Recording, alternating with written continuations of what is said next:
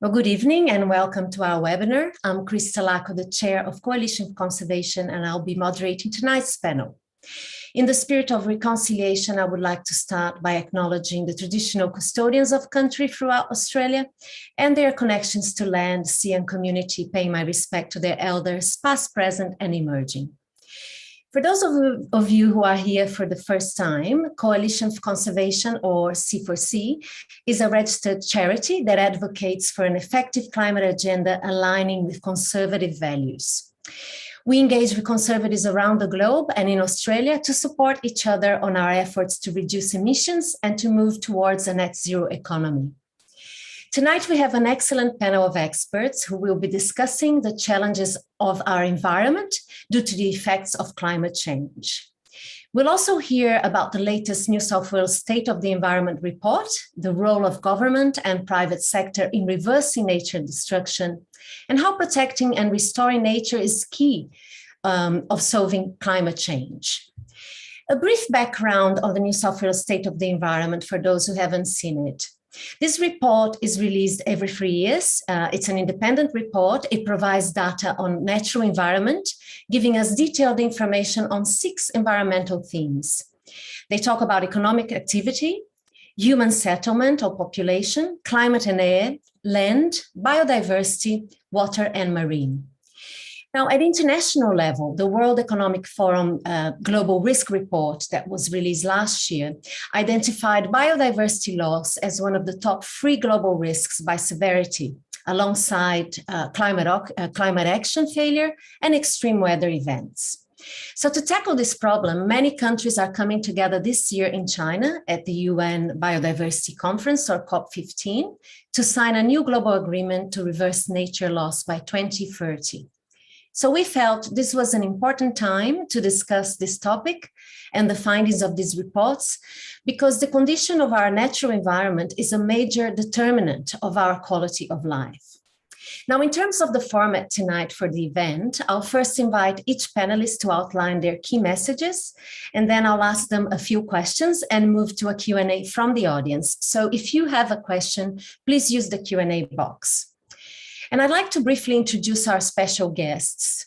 It's a privilege to have here the Honourable James Griffin. He's the New South Wales Minister for Environment and Heritage and the member for Manly. James was elected to New South Wales Parliament in 2017, and I know he's a very strong advocate for the environmental and climate change policies. We have Eddie Listorti. He's the founding partner and CEO of Viridios Capital, which allocates investment capital to carbon finance projects. They also provide structuring and advisories on sustainable development assets, ESG facilitation, carbon credit portfolio, and registry management. We have Dr. Megan Evans. She's a lecturer in the public sector management within the School of Business, UNSW Canberra. And she holds an Australian Research Council DECRA Fellowship, which is examining the growth of private sector investment in biodiversity and natural capital. And finally, we have Nathaniel Pillay. He's the Business and Biodiversity Campaign Lead at Australian Conservation Foundation. Networks to push business to better measure and manage impact on biodiversity. So a very warm welcome to all of our guests. And let's start with the Minister. Minister, good evening, and thank you so much for joining us. We could maybe hear from you on some insights on the latest State of the Environment report first. And perhaps if you could share some of the policies or the frameworks that the New South Wales government will be implementing or has already started putting in place to address those findings from the report. Wonderful, thanks, Chris. And I too would like to begin by acknowledge the traditional custodians of land on which I'm coming to you from today, which is the Gadigal people of the Eora Nation. Thank you so much for having me this evening. And from the outset, I'd also like to acknowledge your leadership and your commitment, Chris, to the cause of conservation and environmental protection. You've really built up Coalition for Conservation to be a national voice for a very important issue, which is the environment and sustainability. And equally to my other panelists, thank you so much for giving up your time to be here this evening. As this is my first Coalition for Conservation event. I thought I'd just take a moment to introduce myself. The environment has long been a profound focus of mine, both at a professional and a political and personal level. Personally, I've enjoyed living in Manly, which is surrounded by wonderful beauty of our marine environment, also some wonderful national parks. I professionally served for 2 years as the previous minister's parliamentary secretary, and has also served on the Legislative Assembly Committee for Environment and Planning, and so bring with me a deep institutional and legislative knowledge of environmental decision-making in New South Wales. I've been asked to speak tonight about the State of the Environment report, and I think it's fair to say that at best, the report was a mixed bag for the environment in our state. On the upside, it's heartening to know that the overall rate of greenhouse gas emissions has fallen by 17% since 2005. And as many of you would know, we've set very clear objectives to halve our emissions by 2030 and achieve net zero by 2050. In more good news, littering is down. And as many of you would have seen in the news, there are new recycling facilities opening right across the state for problem wastes, and that includes plastic. Nearly 10% of New South Wales is now conserved in the public reserve system, and that means the expansion of our national parks. However, on the downside, as we've just witnessed and experienced, the effects of climate change are severe, and they will become broader and intensify in the future. Equally as concerning is the number of species that are listed as threatened in New South Wales, and that unfortunately continues to rise. And one focus of mine, which I'm sure we'll talk about, is the need to do better at conservation on private land and restoring biodiversity loss right across New South Wales. So I thought I'd focus on the issue of native vegetation and the need for conservation because, frankly, the report could not be any clearer when it came to the challenge that we face, not only in New South Wales, but across Australia. And really, it's a rallying call for all of us. Over the past 200 years, Australia, unfortunately, has experienced the largest decline of biodiversity of any continent. We know that governments can't resolve these challenges alone, and I don't say that to abrogate responsibility. I say it because more than 60% of Australia's land is privately owned or managed, and many of our least protected ecosystems are found there. But what, as a government, we do have an obligation to do is to lead, is to collaborate and be a willing partner. And that's why I'm very proud to say that this year I'm making it a personal ministerial responsibility to massively increase landholder participation in private land conservation across New South Wales. And I'll do a lot of that work via the Biodiversity Conservation Trust. And I'm absolutely determined to continue to find innovative solutions that can drive more investment into private land conservation. And whether this be through some newer initiatives like a conservation accreditation program, improved awareness by consumers at the other end of the cycle of conservation-friendly products, or facilitation of private sector investment in natural capital, which I think is something that many of us are quite excited about if we get the framework and the regulatory settings right. And all of that in the hope of really continuing to build partnerships to acquire land and scale restoration of habitat. In addition to all of that, you can continue to expect to see from me an expansion of the National Park Estate by strategic acquisitions and transfers that protect and rehabilitate high conservation value areas. So they're two, broadly speaking, big items on the agenda, but that also, in addition, this year will include remediating contaminated land, real action to improve the health of our waterways, and continuing to scale up the circular economy. I thought I'd finish with really saying that in the 12 weeks or so that I've had the privilege to be the minister, one of the most rewarding parts of the portfolio has been seeing the Saving Our Species program in action. And I know that many of you on this webinar are partners in that and will be familiar with the $175 million that we've committed over 10 years. It's conservation in action, and it's working. And I think that one thing we all need to be conscious of is sometimes the discussion about the environment comes perilously close to being overwhelmingly negative, and then that disempowers people and they start to switch off. But in the last couple of weeks, whether it's releasing bilbies into the Pilliga or just this Friday, a release of the Plains Wanderer birds back into the grasslands at Hay for the first time, there's been some terrific work across the state in conservation. And we've done that with partners on this call and the likes of Taronga. So there are some huge challenges ahead in sustainability and conservation, but I really do believe that we can make a difference. We can turn the tide if we all rise to the challenge. I'm particularly excited about the upcoming COP15. I think that if we work together, we can do a better job of raising awareness about the importance of COP15, and I'd welcome opportunities to work with stakeholders as that gets closer. So if your organisation on this call and you've got a conservation project, get in touch. I want to make it happen. I want to work with you and the panel to keep delivering some great outcomes. Look forward to working with Coalition for Conservation to drive innovative programs that are going to keep delivering for all of us, generation now and also into the future, to ensure that we deliver a wonderful environment. So thank you, Chris, and hopefully that's a reasonable overview of where my agenda will be going for the rest of the year. Thank you very much, Minister James. It's great to hear that you're tackling land management. I mean, we can talk about this later, but of course, fires and how we manage fires is going to be something very important for New South Wales as well. I think one of the things that I felt were quite positive in the report was that New South Wales is on track achieving the decoupling of carbon emissions from economic growth.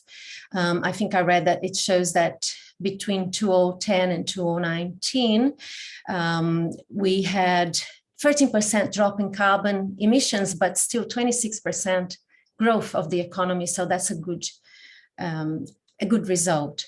But we'll have lots of questions for you later. I'll move on to the next panelist now, Eddie from Viridios. Eddie, welcome. And can you firstly perhaps tell us a little bit about Viridios, and you're the founder, and also touch on sustainable development goals and what can be done to increase their intrinsic value when we think about restoring biodiversity, especially.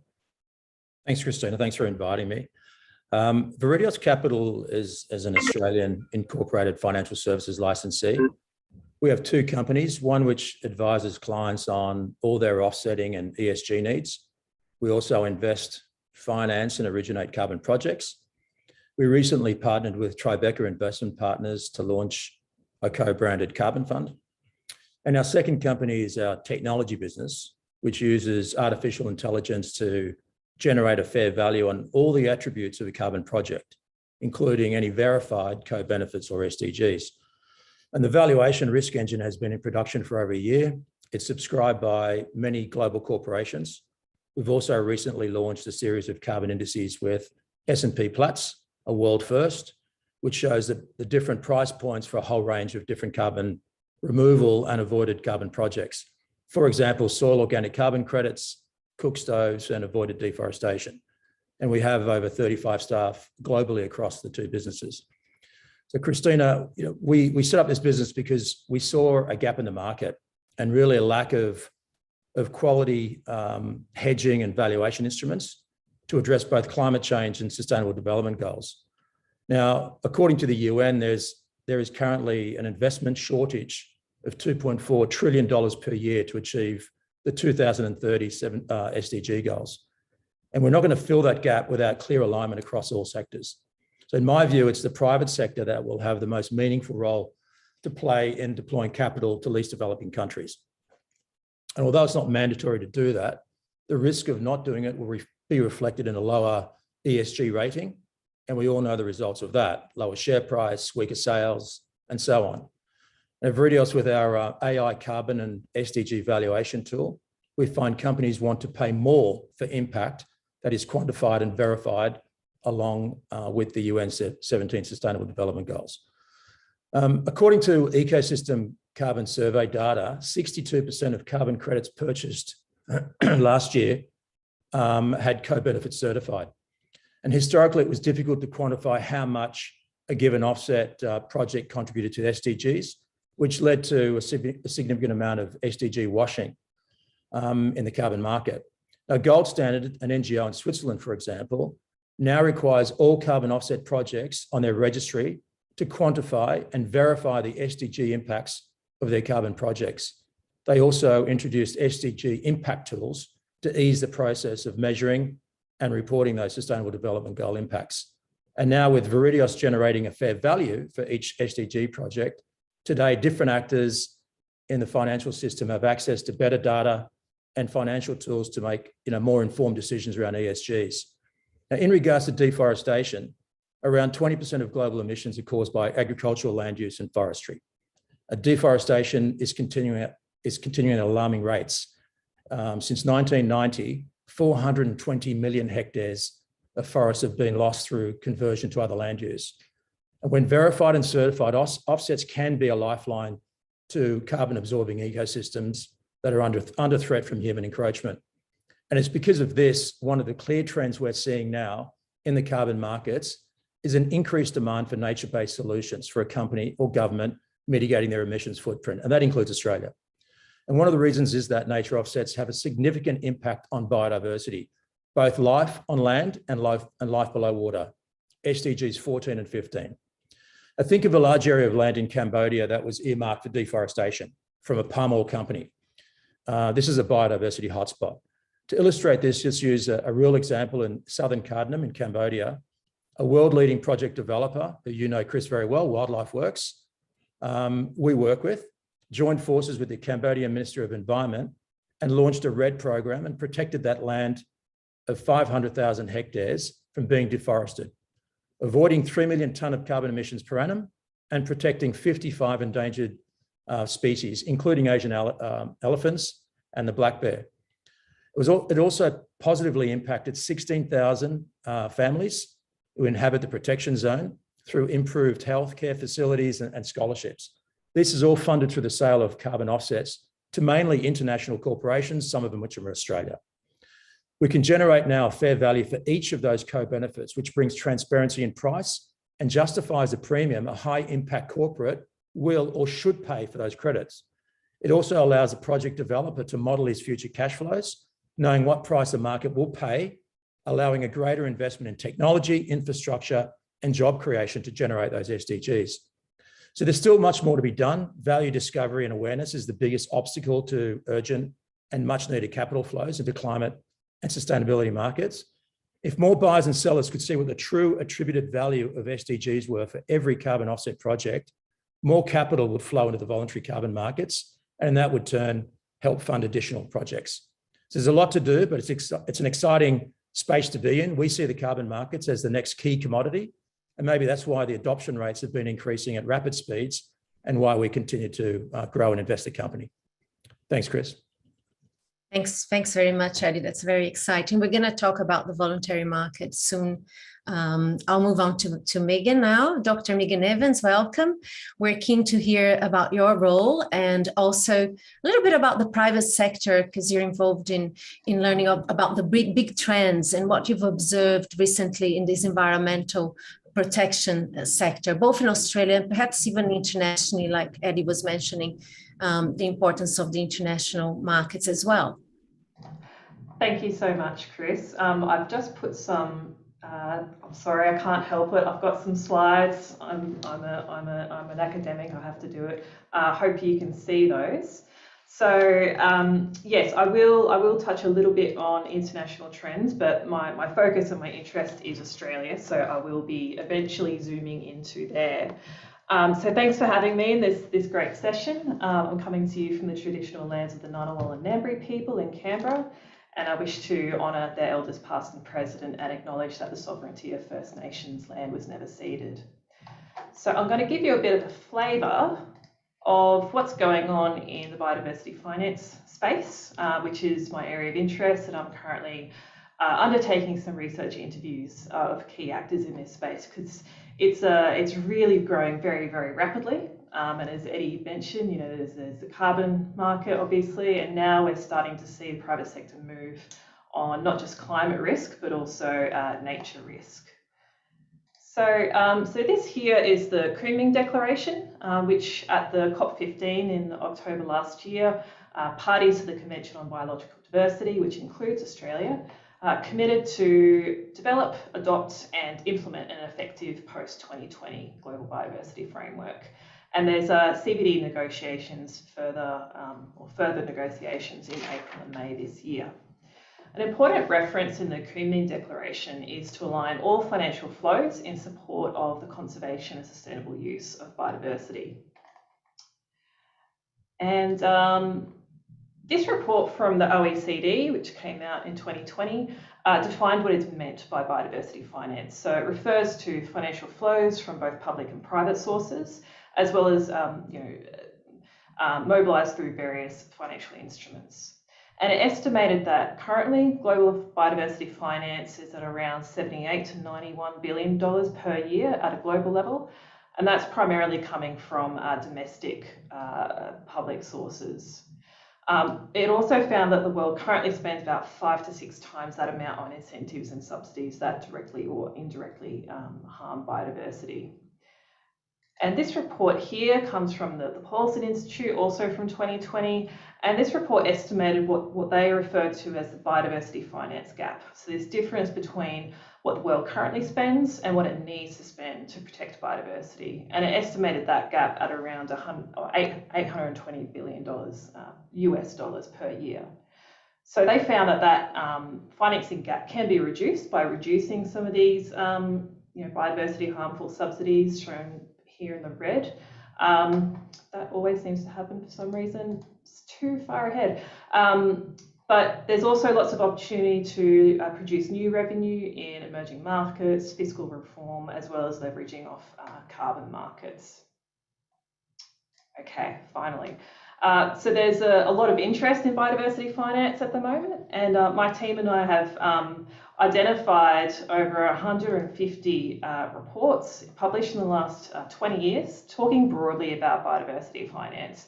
And about half of that have emerged just in the last couple of years. So that gives you a good indicator of the interest. And these are reports coming from industry and government. These aren't academic peer-reviewed reports, which indicates that the sector is moving at such a pace that slow academics like me can't really keep up.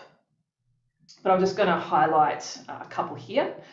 So this one is from the Australian Council of Superannuation Investors, which came out in November last year and was led by EY. And they identified that the Australian economy could lose up to 27 billion annually as a result of nature loss. And Australian investors are exposed to both domestic and global biodiversity risks through the value chains in their portfolios.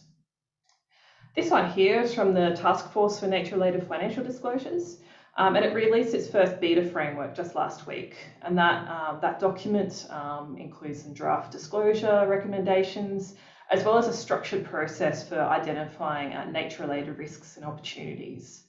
And the TNFD framework is intended to be used by investors, financial institutions, corporates, governments, stock exchanges, as well as ESG data providers to understand and act on nature-related risks and opportunities. So coming back to New South Wales now,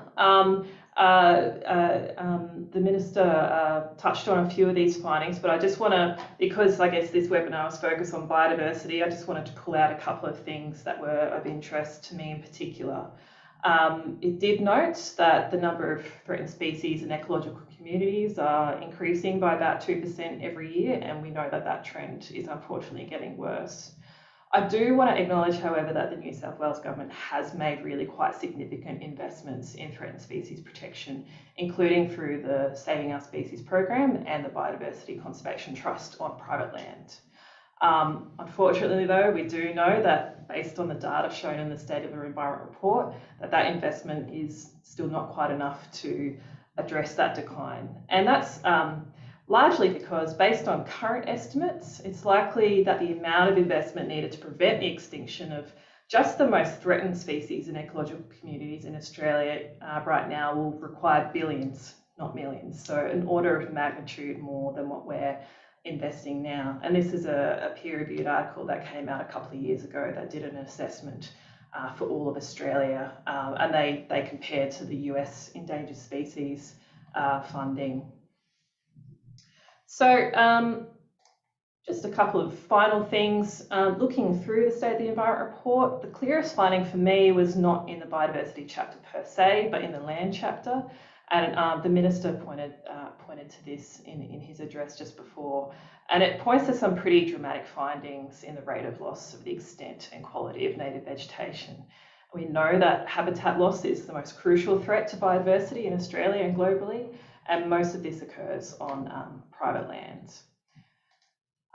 This graph here is even more stark. We can unfortunately see that when the Biodiversity Conservation Act came into effect in 2017, there has effectively been a doubling of native vegetation clearing, largely in agricultural landscapes in New South Wales.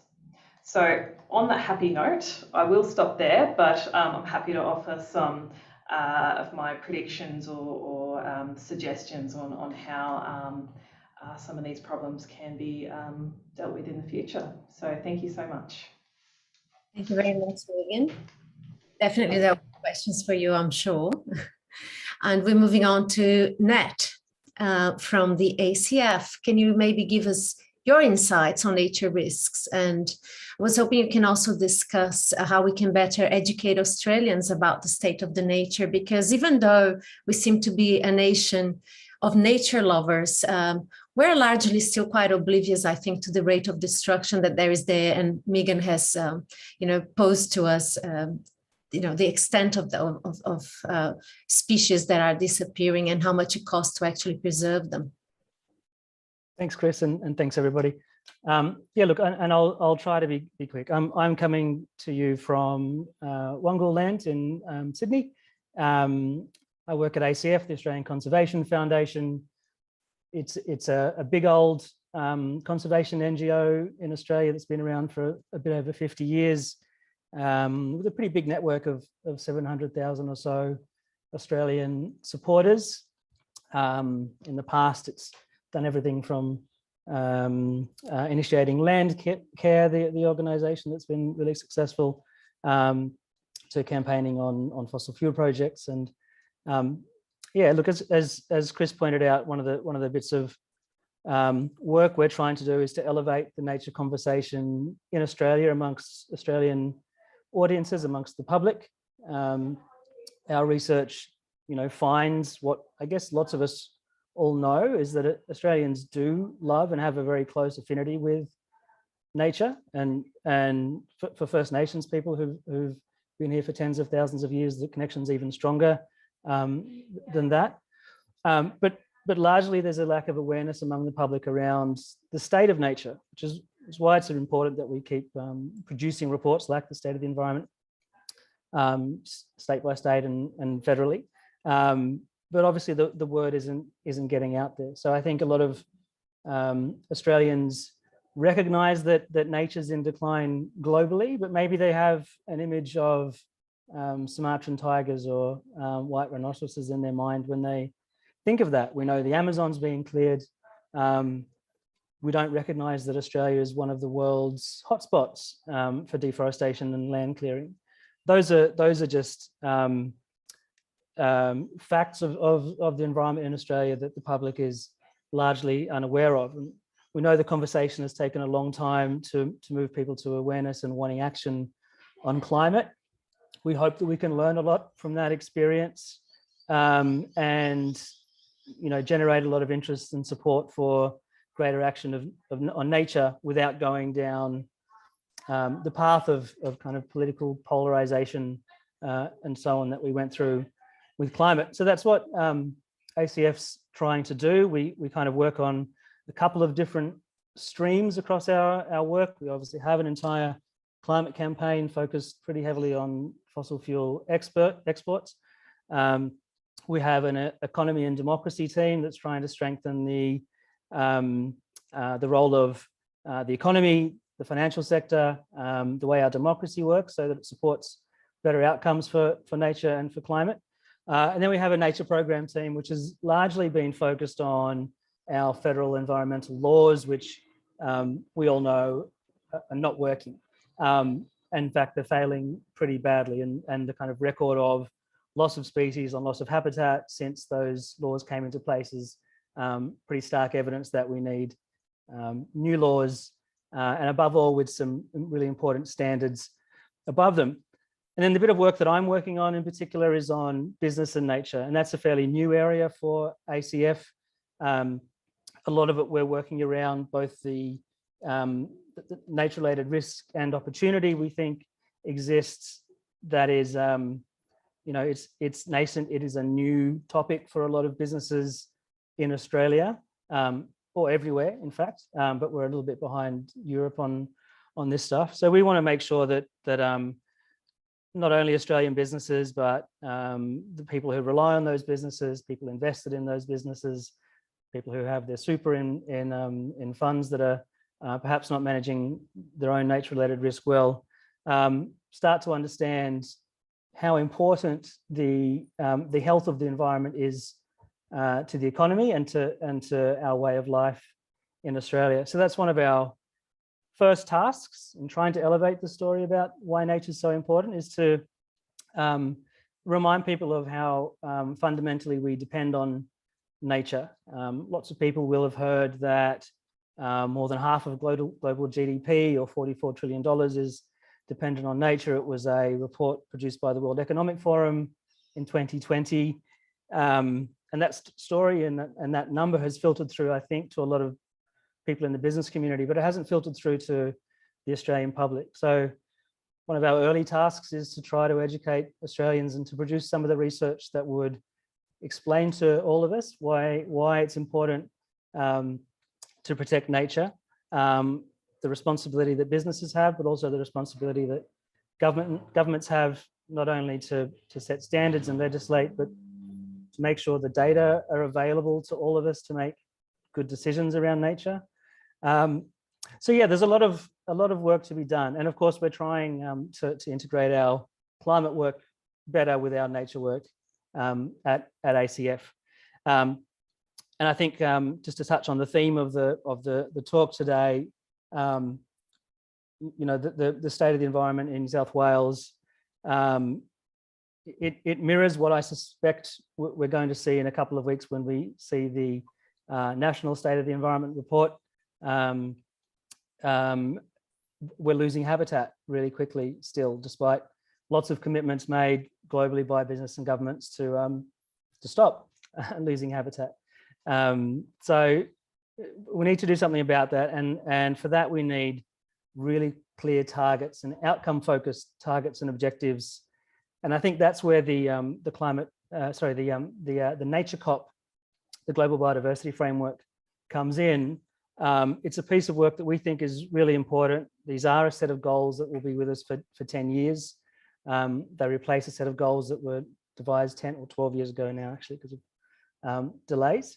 And so we think there's kind of five important steps that Australia needs to or five important goals Australia needs to support at these global goals. And one of them is an overarching mission or commitment that we will reverse the rate of biodiversity loss that we're seeing at the moment, so that by 2030 nature is in better health than it is now. So that means more biodiversity, more nature, more national parks, sure, but more vegetation, more and healthier vegetation on private land as well.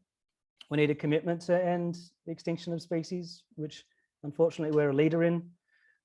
We need commitments with numbers in them to protect and restore habitat in Australia. So current target is a minimum of 30% of land and sea, but it has to be actually much higher than that, or to be protected. We do need to strengthen the link between climate and nature, both in our decision-making and in our funding for nature programs.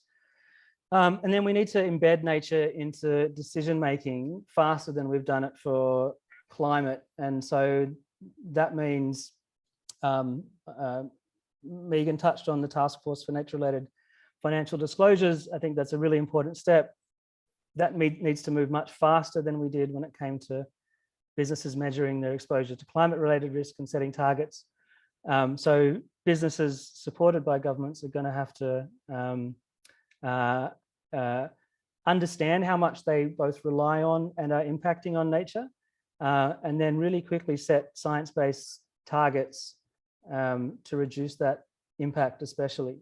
And that's going to take a bit of work with governments, partly to put in place perhaps mandatory disclosure, but also help facilitate the data and information needed for businesses to make those decisions.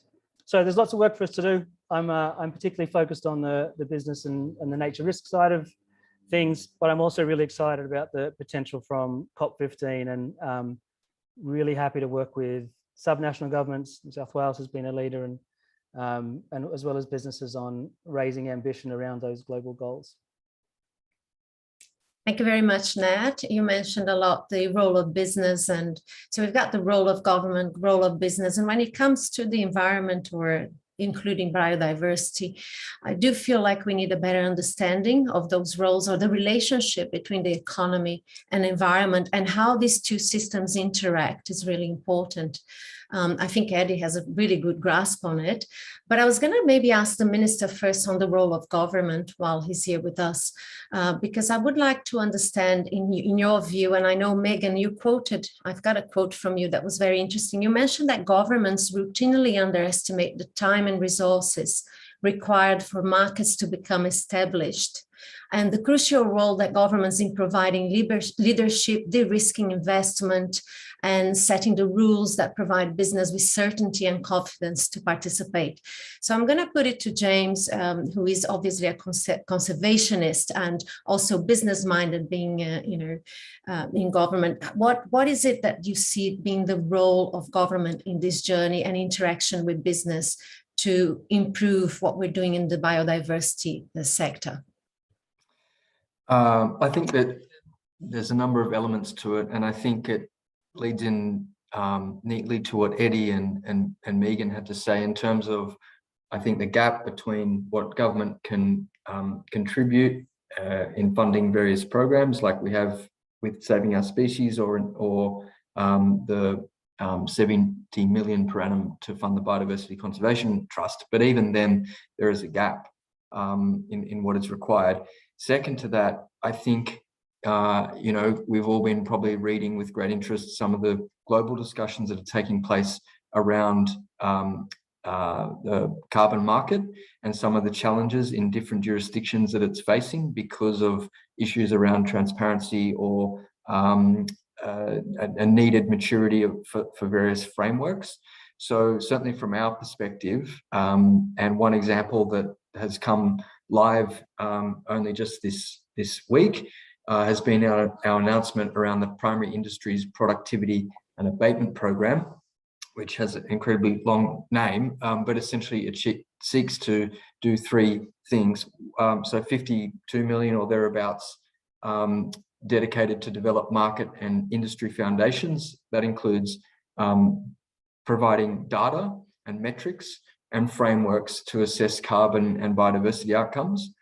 72 million to build critical mass and capacity, so incentives for land managers to reduce emissions, but it's got to be at scale. And then $1 million to accelerate finance for natural capital and low carbon farming. So government working directly with finance sector to increase investments in natural capital. So we sort of see our role as the development of framework, the stabilizing of markets where it's needed, and supporting the market to then get on and play the role that, as Megan put up, there's been so much literature produced, and I think the market in Australia are certainly ready to go. We've just got to work collectively to get that activated. So that sort of in three broad steps, I think, sets out what I think our role is in that space. Thanks. I wonder if maybe Eddie wants to add anything to the, where business fits in, and what is business looking forward from government in terms of signaling? Well, from a global perspective, the big issue really is that emissions have actually increased by almost 2.1 gigatons from 2020. That puts 2021 above 2010 as the largest ever year-on-year increase in energy-related CO2 emissions. And even if you take Ukraine and Russia out of the equation right now, we are in a global energy shortage. So if you look at the breakdown of the 2022 energy consumption, coal is 30% and declining, oil contributes 30% and plateauing, gas at 25% and slowing, and that leaves 15% for solar and wind, which is 5 times larger than it was 2 years ago and likely to quintuple again by 2030. But the fact is that it takes at least 2 years of more energy consumption to get a renewable business off the ground and to hit those quintuple type targets. So there's really little left in our view other than at least proactively stopping deforestation. And one of the clear signals from Glasgow was the unanimous decision by both private and public sector to stop deforestation. And as a large contributor to emissions, and I'm reading some of the questions coming now around logging and job losses, etc. It doesn't necessarily have to be the case if you work together, private sector and the governments, to create a vibrant, RED type program. We met last week with the Environment Minister, the Environment Minister of PNG, and he said something quite powerful and with passion, real intent. He pledged post his Glasgow trip to stop all logging by 2030. And he said that logging is a large contributor to their GDP. And as the least developed country, that needs to industrialize or play catch up to the West. Those logging revenues need to be replaced. So a RED and a vibrant carbon market monitored under a national framework could easily more than replace those logging revenues and create local employment, infrastructure along the way. And he said that any country and corporate doing business in PNG should be compelled to offset their emissions with PNG nature-based carbon credits. And it's really a win-win scenario where both the private sector funds the PNG job creation and enhances their GDP, and at the same time addresses emissions and deforestation. So there are many cases like this. Microsoft is doing the same thing. Workday, Sonodex, they're all looking for nature-based solutions globally. It doesn't have to be in their own turf to reduce their global emissions footprint. And it really is a partnership with government. As the Minister said earlier, you need the right framework, the right core principles and best market practices to create this international carbon market. Mm-hmm. Mm-hmm. But the voluntary carbon market, correct me if I'm wrong, Eddie, it's still relatively small in scale. Do you see that changing? And how can institutional investors and capital markets generally be encouraged to redeploy into the ESG space? I think it's a smallish market now. Carbon markets globally are around 700 billion if you include the compliant carbon markets. So EU ETS is the largest one. Then you've got the Australian Carbon Credit Unit under the Clean Energy Regulator, New Zealand, some sub-national schemes globally. Then Article 6 came out in Glasgow, which indicated an international trading of carbon credits, which all of a sudden brings the voluntary carbon markets into the international markets where they can be fungible. And I think that's when scale really happens. And McKinsey and others have all said, we think that the numbers are actually quite conservative, that it could easily be a $180 billion market by 2030, up from 3 or 4 billion last year. So yes, a small market today, but the adoption rates, as I said earlier, are really ramping up at warp speed. That's right. Would you like to say something, Megan? I do. So a couple of things. I guess if I can perhaps offer a slightly different view, or I was told recently that I'm very good at being negative, so I'm going to take that as a positive. So just be warned. I guess I would say yes, but to offsets. As someone who has researched both biodiversity and carbon offsets the last decade or so and has helped design offsets policies at the federal level, yes, they are part of the solution, but they can't be the only avenue. We're not going to be able to offset our way out of climate change and biodiversity loss. So they do play a role, but it's that, they are meant to be the last stage in the mitigation hierarchy, which is avoid, minimize, offset. Unfortunately, they are still routinely used as the first resort. So that's just that kind of background point, I suppose. I did want to, I guess, make an observation just based on what we've heard today, and also some of my research that I'm doing at the moment, where I'm interviewing folks broadly involved in this biodiversity finance space, which is it's really getting, I guess, it's quite nebulous, and the number and diversity of actors is increasing. We've gone from, I guess, in the last 20 years, it's been governments who've been putting forward, private land conservation schemes and being the leaders. Now we're starting to see private sector players come out and actually develop and put forward their own kind of voluntary credit products. So landholders, I think, are going to be starting to see not just, okay, I could sign up to the Biodiversity Conservation Trust, but I could also go with this option, option B, option C, which is going to make things potentially a little bit more complex. So the final thing I wanted to say is in terms of the role of the market and where the role of government sits within that, there's, I guess, two sides that I kind of see of where the market can play in. One is what we've been talking about so far in terms of getting more people involved, or more landholders, involved in private land conservation, really recruiting more landholders, boosting that supply side of the equation in terms of offsets or credits or what have you. The other side that I think is really interesting, and I was really excited to hear the ministers, I haven't read the full details of that announcement today, but in terms of supporting the financial sector to do or to improve their literacy with natural capital accounting and that kind of thing. So we've got the opportunity side of the equation, where we kind of say to landholders, there's an opportunity to access new revenue streams, the Biodiversity Conservation Trust or carbon offsets, whatever. There's also this risk side of the equation, whereby large corporates, as well as the financial sector itself, is starting to go, we're exposed to nature risk, and the TNFD has that framework.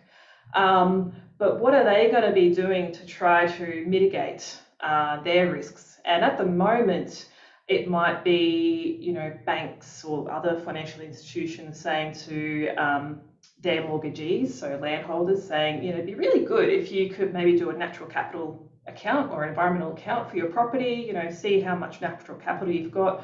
We might give you a discount on your loan if you do this and demonstrate that you're retaining natural vegetation.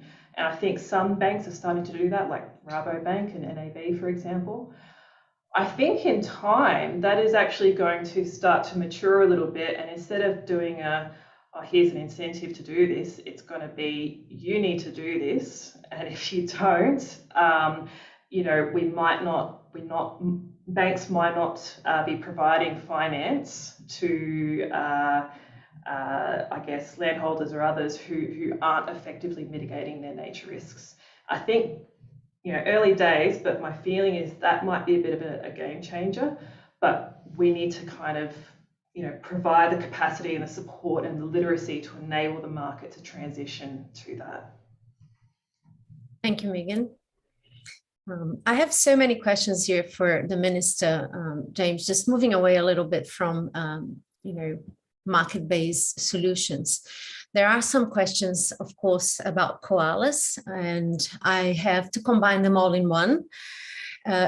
Basically, I'll combine them in saying, how is the government tackling koala extinction, and how is the government protecting their habitat? Yep, thanks, Chris. I think it's worth acknowledging, as sad as it is, but I guess a welcome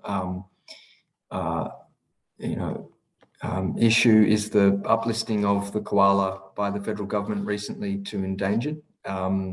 And I think it acknowledges the challenges that they're experiencing around the country. With that, they brought a $50 million contribution to conservation and supporting koala habitat, critical koala habitat. In New South Wales, we are committed to doubling the koala population, and to back that up, we have committed and will be rolling out shortly $193 million worth of initiatives to support the koalas in the state, whether that be through supporting and growing critical koala habitat, further science and data to support population numbers, and a whole host of other initiatives. That $193 million is a clear contribution of how important we see this issue and the commitment to double their population. A key central component of that will be the acquisition and growth of critical koala habitat. And I know that that is an issue that is dear and challenging to a lot of people. So that is one of the fundamental pillars of our support for koala conservation. It will be continuing to support critical koala habitat, whether that be in the South Coast, North Coast, or across the state. Thanks, James. Maybe the next question leads into that, which is talking about wildlife corridors. How does government intend to achieve better distribution of development and retention of adequate green space and wildlife corridors? To date, it seems like that's been a bit ignored in the planning of urban and regional areas. Yeah, I think it is a challenge. I mean, the preservation of green corridors and it is critically important. I mean, and this goes back to my earlier point around the fact that we've got about 10% of the state in the reserve system, but at the same time you've got 60% which is held by private landowners. So, going back to the discussion that we've just been having, how do you encourage private landowners to participate in conservation and linking up corridors wherever it may be? I think in urban in the Greater Sydney area, we've got to continue working with councils and other stakeholders to ensure that that's built into planning and design principles.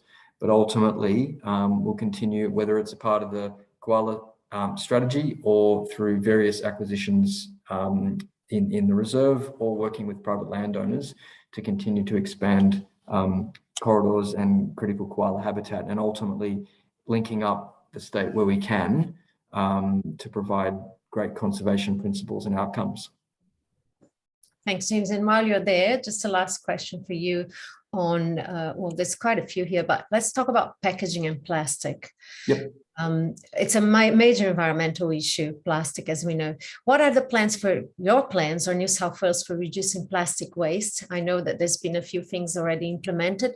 Why isn't the closed loop glass packaging reintroduced by standardizing sizes and EPR deposit refunds on all containers? Yeah, so I think one of the great success stories over the past couple of years has been the return and earn scheme, or the container deposit scheme, as many people would have historically known it. That's received 7 billion bottles or containers. It marked that milestone recently. About 700,000 tonnes worth of plastic and bottles out of our litter streams. This month we opened Australia's largest plastic recycling facility down in Albury. And that was catalysed through government investment. So I think when it comes to circular economy and plastics in particular, you're starting to see, in many respects, the outcomes of several years worth of discussions and a shift, certainly by industry, in recognising that consumers wanted a different outcome, and indeed the environment needed it one way or another. So a lot of people are still catching up to the news that in June, the ban on plastic bags will come into effect, single-use plastics in New South Wales. And then in November, that will be followed up by single-use cutlery and straws and stirrers and other items. So that's still coming into effect. And then on top of that, we're working closely with the recycling and waste industry to keep turbocharging the circular economy and looking at all ways that we can either deal with plastic at the source, or ultimately turn that into a reusable item, whether it's through the recycling facility down in Albury, which is one of many that are popping up across the state. So I think circular economy and dealing with plastic pollution is something that we're making great strides in, but again, we can always continue to do better, and we will. I'm sure you will. Thanks, James. One question that seems to come quite often, in everything we do lately, is whether we think it's achievable at the current rate that we're going, the current rate of progress, that we actually will get to net zero by 2050. So, in the light of the report and with what we're doing here about talking about carbon offsets, I may ask each of you for your opinion on that. I know that the governments around the world are continuing to work towards that unified goal of the net zero by 2050, some doing more than others. But let's start with Eddie. Do you think it's achievable at our current rate of progress that we will reach that goal by 2050, Eddie? And what will be really the determinant points for us to achieve that goal? Well, unproven technology needs to work to start with. I mean, net zero effectively means carbon removals and stop all the all the avoided emissions combined. And as I said earlier, we are in a bit of an energy shortage right now. We're still heavily reliant on gas, oil, and coal. It's an expensive exercise on renewables. That's going to work in the short term. There'll probably be an increase in emissions, but over the decades, there needs to be continued investment in direct air carbon capture, improve regenerative farming practices. As we said earlier, land and agriculture makes up 20% of global emissions. So farmers need to improve. They need to turn off some of the agricultural revenue and include some of the best market practices for farming to sequester more carbon. We need to protect ecosystems. I saw one of the comments on the Q&A around seaweed. They're big carbon sinks globally. This all requires investment on the private capital, the private markets. If we do all of that and start investing in, a decade-long carbon removal projects, I think we've got a shot at it. Thank you. Let's go to Nat. Look, yeah, I mean, clearly it is achievable. Maybe I can touch on one of the points raised by the joint IPBES and IPCC, that the international biodiversity and climate scientific bodies that pointed out that we can't solve the climate crisis without also solving the biodiversity crisis, and vice versa. We can't solve either of those without addressing both. So I think the importance of nature-based solutions to climate change is going to become more and more apparent. That does need private and public money. Without wanting to bring up offsets, again, they do have a place, but if offsets are not being used as a last resort, which is the current process, then we still have fossil fuel companies opening up new oil and gas fields while they're claiming to offset them or plan to offset them in the future. And so if we continue doing that, then no, we can't meet net zero, and neither will we meet our biodiversity targets. So yeah, look, it can be done, but it both needs better target setting by governments, and then those targets need to be implemented through regulations and incentives. The offset market needs to be tidied up to avoid some of those spurious practices. Thank you. Megan. Yeah, I won't say much more than what's been said, but I guess just to say that, emissions from fossil fuels and emissions sequestered by land-based carbon, nature-based solutions, we treat them as substitutable, but they're not really. I mean, when we dig up fossil fuels, there's a huge immediate release of emissions, and nature-based solutions, carbon offsets, biodiversity offsets, they take years to accumulate and to sequester that carbon. So just to kind of bear in mind that, yeah, as Nat said, at the moment, we are still approving these kinds of projects on the promise that we'll offset them, and those offsets they may not necessarily come online until years later, if at all, because we know that there are governance issues around offsets actually occurring when they've been approved. Thanks, Megan. And James, what are your views on the net zero by 2050? We're all very excited about New South Wales, trying to halve their emissions by 2030. So there's a lot of work ahead. Yeah, well, I think let's go back to the sort of genesis of our discussion, which was State of the Environment report. It's transparent, and it demonstrated a 17% drop in emissions in New South Wales. So I think we've been pretty clear on our aims. We've been incredibly transparent and set targets and data driven. So I think we're well on our way to reach net zero by 2050. That's detailed in our net zero plan, stage 1.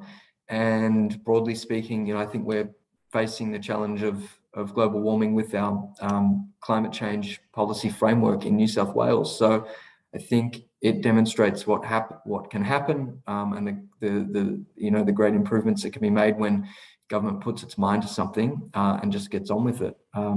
But I do. I think Nat's right. I mean, it's all well and good to do that, but the other side of the equation is biodiversity challenge, and we've got to turn our mind to considering that as well. Thank you very much, James. That's all the time we have, unfortunately, for our Q&A. Time has gone really quickly.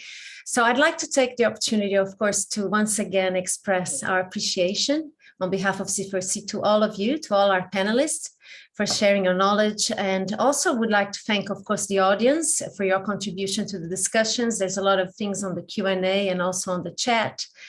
It's really encouraging, as I mentioned, to the Minister to see the New South Wales government's leadership and taking this decisive, responsible action on climate change and setting your objectives to halve emissions by 2030. We'll definitely continue as C4C to support the work you're doing, James, and support the work that everyone's doing on that space. Eddie, Megan, and Nat, congratulations on what you do. And I thank everyone for joining us and for participating at our events. If you are not part of C4C, or if you wish to receive our invitations, just go online and register on coalitionconservation.com.au. We'll be doing a lot more of those, hopefully more face-to-face events as well. So we'll be seeing you shortly. Thank you very much, and everyone have a good night. Thank you. Thanks, Chris and all. Thank you. Thank you, Chris, and everyone. Thank you.